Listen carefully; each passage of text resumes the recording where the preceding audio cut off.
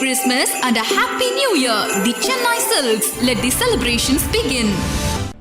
வடகொரியாவில் corona காலத்திற்கு பிறகு தம்பதிகள் விவாகரத்து செய்யும் சம்பவங்கள் அதிகரித்து வருகிறது. ஆனால் விவாகரத்து என்பது சமூக கட்டமைப்புக்கு பாதிப்பு ஏற்படுத்தக்கூடும் என்று கருதும் வடகொரியா நிர்வாகம் விவாகரத்து செய்யும் தம்பதிகளை உடனடியாக தடுப்பு காவலில் எடுத்துச் சென்று அவர்களுக்கு கடுமையான வேலைகளை செய்ய நிர்பந்திக்கிறது என்று தகவல் வெளியாகியுள்ளது. உலகின் மர்ம பிரதேசமாக அறியப்படும் நாடு வடகொரியா. அந்நாட்டின் அதிபராக கிம் ஜாங் உன் இருக்கிறார். சர்வாதிகார ஆட்சியை நடத்தி வரும் கிம் ஜாங் உன் நாட்டு மக்களுக்கு பல்வேறு கட்டுப்பாடுகளையும் விதித்துள்ளார். அந்த நாட்டில் என்ன நடக்கிறது என்று வெளி உலகத்திற்கு தெரியாது. திறந்தவெளி சிறையில் வாழ்வது போன்ற ஒரு வாழ்க்கையை அந்நாட்டு மக்கள் வாழ்ந்து வருவதாக சர்வதேச ஊடகங்கள் கூறுகின்றன. நாட்டு மக்கள் எப்படி உடை உடுத்த வேண்டும், சிகை அலங்காரம் செய்வதில் கட்டுப்பாடு, குறிப்பிட்ட பெயர்களை வைக்க கட்டுப்பாடு என மக்களுக்கு பல கட்டுப்பாடுகள் அந்நாட்டில் விதிக்கப்பட்டுள்ளன. சிறிய குற்றங்களுக்கு கூட மிக கொடூரமான தண்டனை கொடுப்பது அந்நாட்டில் உள்ளது. குறிப்பாக தென்கொரிய நாடகங்களை திருட்டுத்தனமாக பார்த்ததாக கூறி சிறுவர்களுக்கு கூட மரண தண்டனை விதிக்கப்பட்டுள்ளது. அதேபோல குடும்பத்தில் ஒருவர் தப்பு செய்தால் ஒட்டுமொத்த குடும்ப உறுப்பினர்களுக்கும் தண்டனை என சினிமாவை விட கடுமையான தண்டனை விதிக்கப்படுவதாக சொல்லப்படுகிறது. ஒரு பக்கம் உள்நாட்டில் இப்படி கெடுபிடி என்றால் தென்கொரியா, அமெரிக்கா போன்ற நாடுகளுடன் வடகொரியா சவால் விட்டு வருகிறது. கடுமையான பஞ்சம், பொருளாதார நெருக்கடிக்கு மத்தியிலும் அந்நாடு கண்டம் விட்டு கண்டம் பாயும் ஏவுகணை சோதனை ஆகியவற்றை மேற்கொண்டு வருகிறது.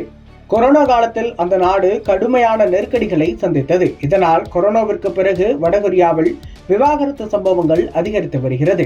ஆனால் விவாகரத்து என்பது சமூக கட்டமைப்புக்கு பாதிப்பு ஏற்படுத்தும் என்று வடகொரியா கருதுவதால் விவாகரத்து செய்யும் தம்பதிகளை உடனடியாக தடுப்பு காவலில் எடுத்துச் சென்று கடுமையான வேலைகளை செய்ய நிர்பந்திக்கப்படுகிறார்களாம். குறிப்பாக அவர்கள் அடிமைகள் போல நடத்தப்படுகிறார்கள் என்று குற்றச்சாட்டு எழுந்துள்ளது. இராணுவத்தில் லேபராக சேர்க்கப்பட்டு மிக கடுமையான வேலைகளை வாங்கி அடிமைகளைப் போல நடத்தி மனித உரிமை மீறலில் வடகொரியா ஈடுபடுவதாக தென்கொரிய ஊடகம் செய்தி வெளியிட்டுள்ளது.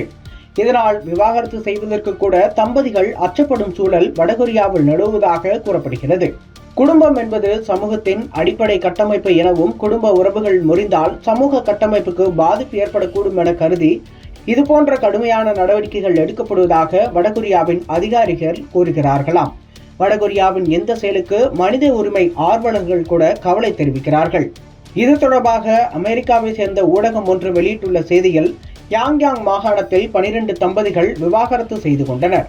அவர்களுக்கு விவாகரத்து கிடைத்த மறுநொடியே இருவரும் மிலிட்டரி லேபர் கேம்பிற்கு கொண்டு செல்லப்பட்டனர். கடந்த ஆண்டு வரை விவாகரத்துக்கு விண்ணப்பிக்கும் நபரைத்தான் லேபர் கேம்புக்கு அனுப்பி வந்தனர். தற்போது தம்பதி இருவரையும் அனுப்பி வைப்பதாக செய்தி வெளியாகியிருக்கிறது. வடகொரியா சட்டப்படி விவாகரத்து செய்ய சாத்தியமான வாய்ப்புகளை அளிப்பதாகவும் அதற்கு தண்டனை எதுவும் கிடையாது எனவும் சொல்லப்படுகிறது.